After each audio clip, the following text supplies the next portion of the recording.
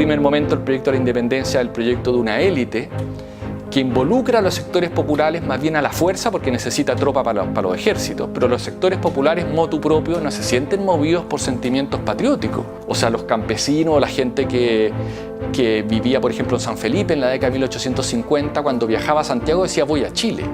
La élite chilena está conformada en su núcleo por familias que son descendientes de campesinos. Entre ellos tejieron un tejido social bien tupido que les permitió crear un Estado, por ejemplo, antes que sus vecinos, les permitió, digamos, incluso derrotar militarmente a sus vecinos, que eran mucho más ricos, pero que no tenían una unidad.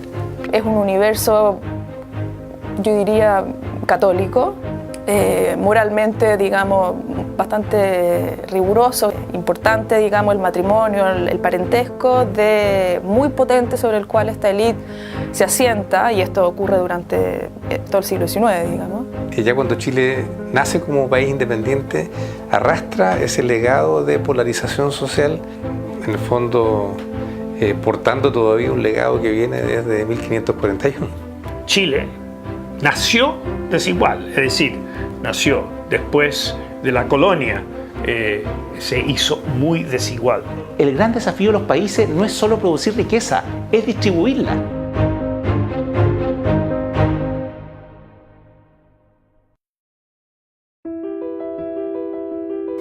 Desde el control administrativo y mercantil de Santiago se va desarrollando aquí una aristocracia mercantil en el fondo, con control militar, ¿verdad? Una gran masa de pueblo mestizo trabajando sin derechos. El pueblo mapuche en el sur aislado. Entonces por eso es que la riqueza comenzó a concentrarse en la capital, en los dueños de la tierra, como mercaderes, vendedores de trigo, pero haciendo trabajar al pueblo mestizo. Por eso que la distribución del ingreso desde la partida se concentró en Santiago y fue brutal, porque una élite muy pequeña se enriquece y la gran masa del pueblo mestizo que creció y se desarrolló demográficamente en una escala mucho mayor que los españoles mismos, vivieron en la pobreza más absoluta. Ese es el punto de arranque de nuestra distribución desigual del ingreso. Los contrastes entre los que tienen y los que no tienen son abismantes. Y esa pobreza se ve agravada por el hecho que todavía no existe el concepto del Estado como una entidad que tiene que hacerse cargo del sector más desfavorecido de su población. Los pobres, en la lectura católica del momento, son pobres más bien por un designio divino. No hay una responsabilidad de parte del poder político o estatal respecto a la desigualdad o la pobreza. Entonces, más bien, lo que existen son personas de sectores dirigentes, generalmente con mucha riqueza, que a propósito de estos valores católicos se comprometen con o intentan aliviar la pobreza. No eliminar la pobreza de la sociedad, no reducir las brechas de desigualdad, sino darle algún tipo de socorro a los pobres, porque el pobre en cierta manera es como el rostro de Cristo. Es un mundo también muy vinculado a la propiedad de la tierra. Hay varias familias que heredan, digamos, desde el mundo colonial grandes haciendas. La idea del terruño, digamos, es muy fuerte. Y lo que lo caracteriza, yo diría, compartir una mirada, un cierto tipo de pertenencia, de identificación a un grupo muy selecto, ¿ya? Con barreras de entrada bastante altas. Bueno, la élite se perpetúa en el tiempo no solo porque tiene poder en distintas esferas de la economía, sino también porque tiene un control, una soberanía de facto sobre todo el territorio nacional a través de la hacienda. En el fondo la hacienda manda al patrón. Y la injerencia que tiene el Estado al interior de la hacienda es mínima, en circunstancias que la mayor parte de la población vive en el campo. Entonces tienen un control territorial y sobre la población muy intenso. Y además controlan el aparato del Estado. Entiéndase, no solo el gobierno, sino también el Parlamento. Y en donde una misma familia, para poner un ejemplo, digamos, puede tener personajes en posiciones de poder en el gobierno, en el Parlamento, en la jerarquía eclesiástica. Entonces, en el fondo, la élite ha copado todas las posiciones de poder que existen al interior del país. Y además una élite que ha hecho del matrimonio una instancia clave para la reproducción del poder. Porque tempranamente se empieza a constituir una especie de mercado matrimonial que se basa en ciertos espacios de sociabilidad, el teatro municipal, lo que es el Parque Cousiño, que ahora es el Parque O'Higgins, las fiestas en estas grandes casas que empiezan a construir, y que es un ambiente protegido en donde los hijos de las grandes familias pueden conocerse entre sí, y así está la garantía que se casen siempre con gente de su mismo estrato social. Y eso hace que en el fondo el poder se mantenga en las manos de las mismas familias, que sin embargo tienen la capacidad de incorporar familias nuevas, fagocitarlas de cierta manera y sumarlas a sus propias lógicas de reproducción del poder. La raíz fundamental del pueblo chileno es el pueblo mestizo. Las instituciones laborales que van a surgir en Chile, en el Valle Central, son todas impuestas por el patrón a una masa marginal mestiza que no tenía derecho a pataleo, como se dice. Entonces el inquilinaje nunca tuvo derecho. No hubo ninguna ley, ni código, ni nada. El peonaje tampoco, el pirquineraje tampoco. Eso es muy importante tenerlo en cuenta, porque si un pueblo no tiene derechos, ni pasado, ni territorio, ni memoria, ni religión, ni lenguaje, ¿qué haces con él? Lo que quieres. Lo que quieres. Por tanto, puedes violarles sus no derechos. Puedes azotarlo, puedes matarlo, palomearlo, ¿no? Como si fueran animales de caza. Por esa razón, las matanzas de rotos, las matanzas de mestizos en Chile, nunca implicaron, delito, y sus autores nunca, jamás fueron castigados.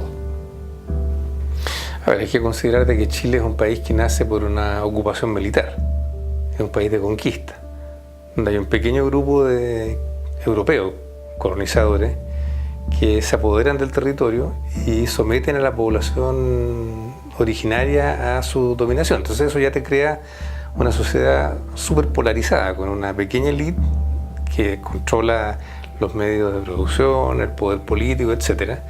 Y una gran masa popular, indígena y eventualmente mestiza, ¿no? que trabaja para esa élite y se las arregla como puede.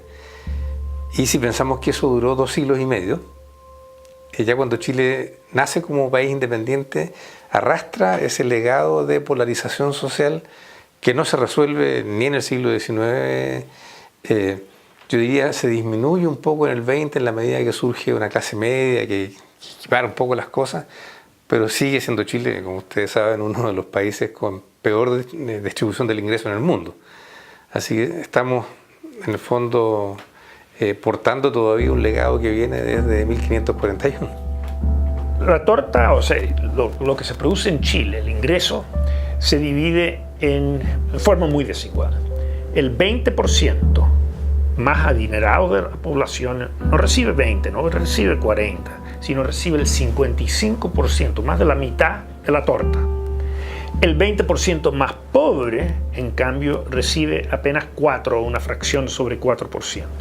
Por consiguiente, la relación de ingreso entre el quintil más alto y el quintil más pobre es la relación de 55 a 4, que es aproximadamente 14 a 1.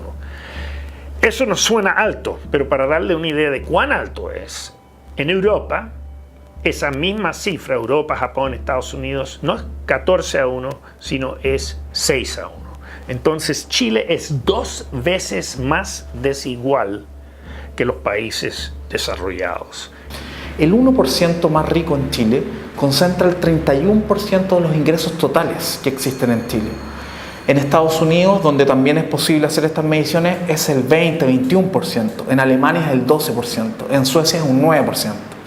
De los países que existe medición, Chile es el país que está liderando, lamentablemente.